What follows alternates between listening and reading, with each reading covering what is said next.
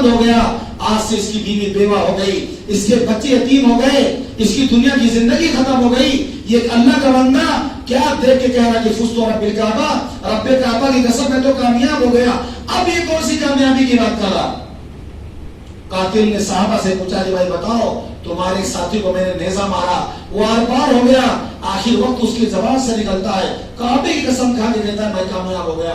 یہ کون سی کامیابی جو ہمیں نہیں پتا؟ تب صحابہ نے بتایا کہ وہ تو شہید ہو گیا، اور شہادت ہے مطلوب مقصود مومن، شہادت ہے مطلوب مقصود مومن، نہ مال غنیمت نہ کشور کشائی. وہ تو شہید ہو کے جنت بلد چلا گیا، جنت کی نعمتیں اس کو مل گئی، جنت کے حور و غلمان اور جنت کے جو ہے حور و قصور اس کو مل گئے. وہی کامیابی دیکھ کے اس نے کہا تھا کہ میں کامیاب ہو گیا. وہ جو قاتل تھا اسی وقت اس نے کلمہ پڑھ لیا، جو قاتل تھا جس نے قتل کیا تھا اس نے اسی وقت کلمہ پڑھ لیا. تو صحابہ کا معاملہ یہ کہ دنیا سے جا رہے ہیں تب بھی ان کی موت دوسروں کے لیے ہدایت بن رہی، ان کی موت کو دیکھ کے دوسرے ہدایت پا رہے ہیں کہ قاتل خود کلمہ پڑھ کر مسلمان ہو گیا. کلمۃ قتیل کانت سببا لاسلام القاتل، کہ شہید ہونے والے مقتول کی زبان سے نکلا ہوا جملہ قاتل کے ایمان لانے کا سبب و ذریعہ بن گیا. تو ہم مسلمان ہیں، ہمارا ہر عمل ایسا ہے. اسلام نے ہمیں وہ اصول دیے، وہ قیمتی تعلیم دی ہے کہ جس کو اگر ہم اپنائیں گے تو لوگ دیکھ کے متاثر ہوں گے، لوگ ہماری عزت کریں گے، لوگ ہمیں سر آنکھوں پر بٹھائیں گے. لیکن افسوس یہ کہ آج ہم نے ان سنہری تعلیمات کو ہم نے فراموش کر دیا ہے، ان تعلیمات کو آج ہم نے بھلا دیا ہے، جس کی وجہ سے آج حالات جو سامنے نظر آ رہے ہیں اس کی وجہ یہ ہے کہ کبھی ہم سے ہوئی ہے، غلطی ہم سے ہوئی ہے. کہ ایک بزرگ کی مجلس میں لوگ بیٹھے ہوئے تھے، بحث ہو گئی، لوگ آپس میں لڑ پڑے. جیسے کہ آپ دیکھتے ہیں کہ مسجد میں کبھی بھی لڑائی ہو جاتی ہے، آپس میں لڑائی لوگ کر لیتے ہیں. بزرگ یہ مجلس تھی، لوگ آپس میں لڑ پڑے، ایسا کبھی نہیں ہوا تھا. یہ اچانک کیا ہو کہ آپس میں لوگ لڑنے لگے. تو بزرگ اپنے پیر کی طرف اشارہ کر کے بتا رہے، اشارہ کر رہے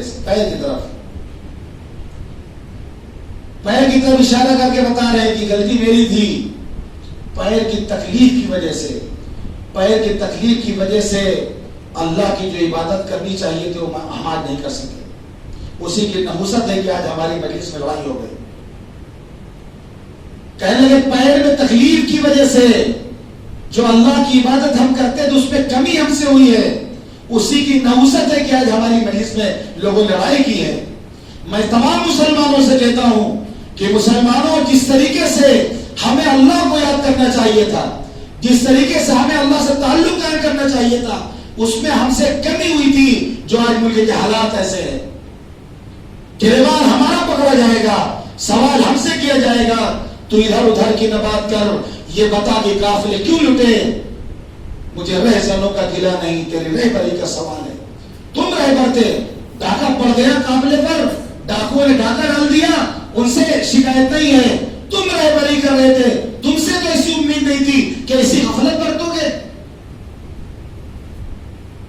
تو مسلمانوں کو جو کام کرنا چاہیے تھا وہ کام اس ملک میں پیش کیا نہیں کیا. جو آج ملک کے حالات بتا رہے ہیں، ہم نے اسلامی اخلاق لوگوں کے سامنے پیش نہیں کیا. جو مذہب اپنے ماننے والوں کو بتاتا ہو کہ جو اگر جس نے کسی بھوکے کو کھانا کھلا دیا، عید کا دن خوشی کا دن ہے، غریبوں کا بھی خیال رکھا جاتا ہے، اس میں صدقہ فطر ادا کرنے کے لیے کہا جاتا ہے کہ بھائی صدقہ فطر ادا کرو، تاکہ کوئی گھر مسلمان کا ایسا نہ ہو جہاں پر عید کی خوشی نہ ہو رہی ہو، یا ان کو فکر ہو کہ آج کیا کھائیں گے، کیا پکائیں گے. صدقہ فطر ادا کرنے کا حکم دیا گیا. آپ نے فرمایا جو کسی بھوکے کو کھانا کھلا دے اللہ تعالیٰ اس کو جنت کے میوے کھلائے گا. آپ نے فرمایا جو کسی پیاسے کو پانی پلا دے اللہ جنت کی شراب طہور اس کو پلائے گا. آپ نے فرمایا جو کسی ننگے کو کپڑا پہنا دے اللہ جنت کے سب سے لباس اس کو پہنائے گا، جنت کے سب جوڑے اس کو پہنائے گا۔ یہ ہمارا اسلام ہمیں تعلیم دیتا ہے کہ بھوکوں کو کھلاؤ، پیاسوں کو پانی پلاؤ، ننگوں کو کپڑا پہناؤ۔ ہم کہاں ہیں آج؟ پورے محلے میں گرمی کے موسم میں آپ کو کہیں ایک مشین نہیں لگی ہوئی نظر آئے گی مسلمانوں کے محلوں میں، ایک مشین نہیں نظر آئے گی کہیں پر جہاں پر ٹھنڈے پانی کا انتظام ہو۔ آپ غیروں کے یہاں جا کے دیکھیں، برادران وطن کے یہاں جا کے دیکھیں، مشین نہیں تو مٹکا ضرور رکھتے ہیں پیاسوں کو پانی پلانے کے لیے۔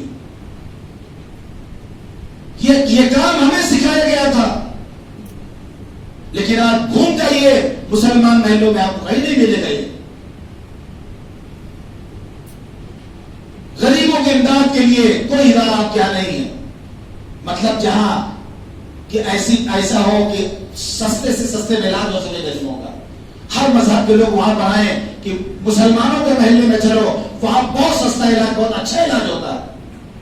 آج ہمارا حال یہ کہ ہم دوسروں کے یہاں جاتے ہیں علاج کرانے کے لیے، دوسروں کو سوسائٹی میں ہم جاتے ہیں، اور یہ ان کا اخلاق ہے کہ وہ منع نہیں کرتے، یہ ان کا اخلاق ہے کہ وہ منع نہیں کرتے، ہر ایک کا علاج کرتے ہیں، وہ سستا علاج کرتے ہیں۔ آپ مسلمان محلے میں بتا دیں کتنے سارے مسلمانوں کے ایسے ہیں کہ جہاں پر ان کا انتظام ہو کہ بلا مسلک، بلا مذہب تفریق کے، مذہب و ملت کی تفریق کے بغیر جہاں پر جو ہے انتظام ہو کہ کوئی بھی آئے انسان ہوگا اس کا اچھے سے اچھا علاج کیا جائے گا، یہ مسلمانوں کے محلے میں نہیں ملے گا آپ کو۔ یہاں تو بلڈنگ بنتی ہے تو سانس لینے کی جگہ بھی لوگ چھوڑنے کو تیار نہیں ہے۔ کون بنا گے اس چیز کو؟ آپ کے محلوں میں اچھا اسکول نہیں ہے، آپ کے محلوں میں اچھا ہاسپٹل نہیں ہے، کیا آپ کی بہو بیٹیاں دوسروں کی آ جاتی ہیں آپریشن کرانے کے لیے؟ ہمارے جو مالدار ہیں، جن کے پاس پیسہ ہے، وہ تو شادی میں فضول خرچی کرنے سے ان کا پیسہ بچے تب نہ ادھر ذہن آئے گا۔ یہ تعلیم ہمیں دی گئی تھی، کیا آپ نے فرمایا من قضا لأحد من امتی حاجتا یرید ان یسرہ بها فقد سرنی ومن سرنی فقد سر اللہ ومن سر اللہ ادخلہ اللہ الجنہ، کہ جس نے میرے کسی امتی کو خوش کرنے کے لیے، میرے ہر انسان جو ہے اس وقت اور قیامت تک جو آنے والے ہیں سب نبی کو امتی ہیں، سب نبی کو امتی ہیں۔ آپ نے فرمایا جس نے میرے کسی امتی کو خوش کرنے کے لیے اس کی کوئی ضرورت پوری کر دی، اس نے مجھے خوش کر دیا، اس نے مجھے خوش کیا۔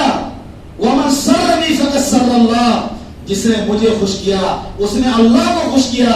وَمَنْ سَرَّ اللَّهُ أَدْخَلَهُ اللَّهُ الْجَنَّةَ، جس نے اللہ کو خوش کیا اللہ اس کو جنت میں داخل فرما دیں گے۔ ہم مانگ رہے اللہ سے دعا، مسجد میں بیٹھ کر رو رو کے دعا مانگتے ہیں، لیکن جو طریقہ سکھایا گیا جنت میں جانے کا اس کو اختیار نہیں کرتے ہیں۔ تو ہمارے ایسی تعلیمات ہیں کہ اگر مسلمان ان کو اپناتے اور وہ اخلاق کا مظاہرہ کرتے تو لوگ قسم خدا کی لوگ آتے مسلمان محلوں میں سکون حاصل کرنے کے لیے کہ فلاں جگہ کوئی نہیں رہتا، حضور پاک صلی اللہ علیہ وسلم کے امتی رہتے ہیں، وہاں تھوڑی دیر چل کے سکون حاصل کر لیں ہم۔ آج غیر ہمارے محلوں سے جاتے ہیں تو ناک بند کر کے گزر رہے ہیں۔ آج جن کو کہا گیا تھا کہ پاکی آدھا ایمان ہے، صفائی ستھرائی کی پوری تعلیم دی گئی، غیر آ جا کے محلے سے ناک بند کر کے گزرے۔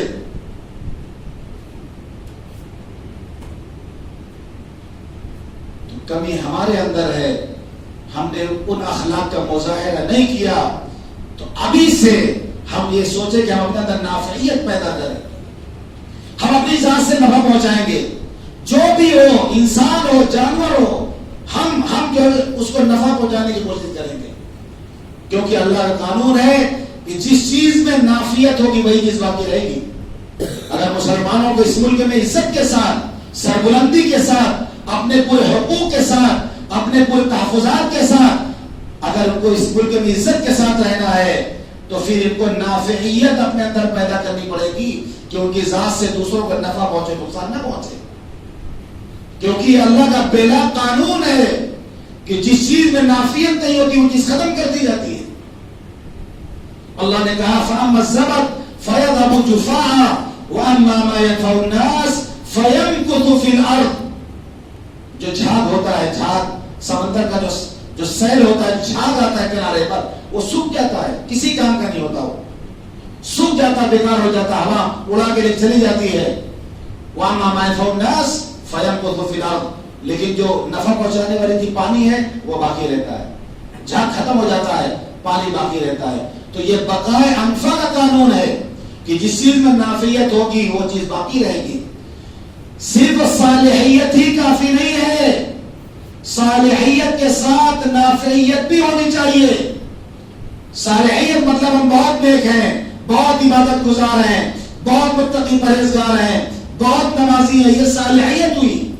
لیکن ہماری ذات سے کسی کو فائدہ نہیں پہنچ رہا، ہماری ذات سے کسی کو فائدہ نہیں پہنچ رہا. خالی صالحیت کافی نہیں ہے، صالحیت کے ساتھ نافعیت بھی چاہیے. تو ہر مسلمان کے اندر ایک جذبہ ہونا چاہیے کہ ہم نافعیت کی صفت اپنے اندر پیدا کریں گے، اپنی ذات سے جہاں تک ہو سکے گا دوسروں کو نفع پہنچائیں گے، ہماری ذات سے کسی کو نقصان نہ پہنچے گا. یہ کام اگر کریں گے مسلمان تو جس طریقے سے ہمیشہ اللہ نے انہیں عزت دی ہے، عزت ملے گی. جو اسلامی تعلیمات کو ہم اپنائیں گے تو عزت ہمیں ملے گی. آج جو نتیجہ ہم بھگت رہے ہیں اس کی وجہ ہے کہ ہم نے اسلامی تعلیمات کو چھوڑ دیا ہے. اللہ تعالیٰ ہم سب کو ان تمام کاموں کو کرنے کی اخلاص کے ساتھ کرنے کی توفیق عطا فرمائے. نماز کا طریقہ سن لیں. نیت دل کے ارادے کا نام ہے. دل میں نیت کر لیا، ہو گیا. زبان سے کہنا کوئی ضروری نہیں ہے. میں اس سے پہلے بھی کہہ چکا ہوں کہ اگر کبھی زبان سے غلط بھی نکل جائے لیکن دل میں ارادہ ہے تو دل کی بات مانی جائے گی. مثال کے طور پر آپ گھر سے نکلے عید کی نماز پڑھنے کے لیے نکلے، جمعہ کی نماز پڑھنے کے لیے نہیں نکلے، لیکن اگر یہاں جمعہ کی نیت کر لیں گے تب بھی آپ کی نماز ہو جائے گی. کیوں؟ کیونکہ گھر سے نکلے دل کے ارادے سے کہ ہم عید کی نماز پڑھنے جا رہے ہیں. زبان سے غلطی سے نکل گیا کہ 2 رکعت جمعہ کی نماز پڑھنے جا رہے ہیں، یہ غلطی سے نکل گیا آپ کے، تو زبان کا اعتبار نہیں، یہ دل کا اعتبار ہوگا. تو ہمارے یہاں نیت جو ہے لوگ بڑی رٹتے رہتے ہیں. لوگ عربی میں نیت، نماز کی نیت عربی زبان میں تو چھپی ہوئی ہے، اردو زبان بول رہا ہے، عربی میں نیت